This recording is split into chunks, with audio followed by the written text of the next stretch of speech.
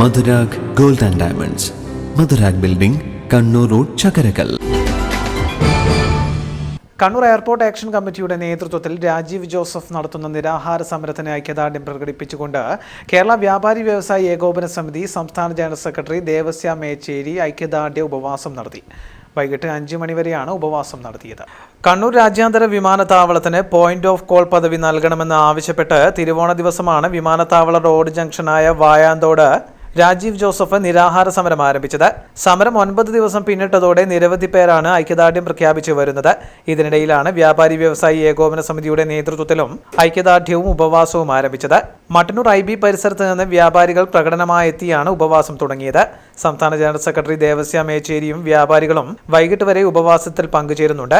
ഉപവാസം Iritty block panchayat president K. Velayudhan ഉദ്ഘാടനം ചെയ്തു. നമുക്കറിയാം, ഓരോ ദിവസം ചെല്ലുമ്പോൾ ശ്രീ രാജീവ് ജോസഫ് നയിക്കുന്ന ഈ സമര പരിപാടി, ഈ സമരം ഒരു പക്ഷേ കേരളത്തിൻ്റെ ചരിത്രത്തിൽ ഏറ്റവും വലിയ ഒരു സമര പരിപാടിയായി മാറിക്കൊണ്ടിരിക്കുന്ന ഒരു പ്രത്യേക പശ്ചാത്തലത്തിലാണ് വ്യാപാരി വ്യവസായി ഏകോപന സമിതി അതിൻ്റെ ജില്ലാ കമ്മിറ്റി അവസരത്തിനൊത്തുയർന്നുകൊണ്ട് ഈ ഒരു പരിപാടിയുമായി മുന്നോട്ട് വരാൻ തയ്യാറായത്.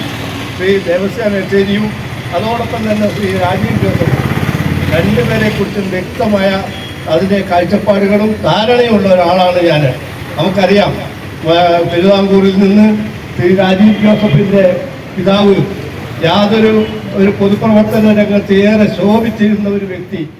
ജില്ലാ വൈസ് പ്രസിഡന്റ് A. സുധാകരൻ അധ്യക്ഷനായിരുന്നു. CC വർഗീസ്, മട്ടന്നൂർ മേഖലാ പ്രസിഡന്റ് മുസ്തഫ ദാവാരി, മേഖലാ ജനറൽ സെക്രട്ടറി PK സനീഷ് തുടങ്ങിയവർ സംസാരിച്ചു. News bureau, Mattannur.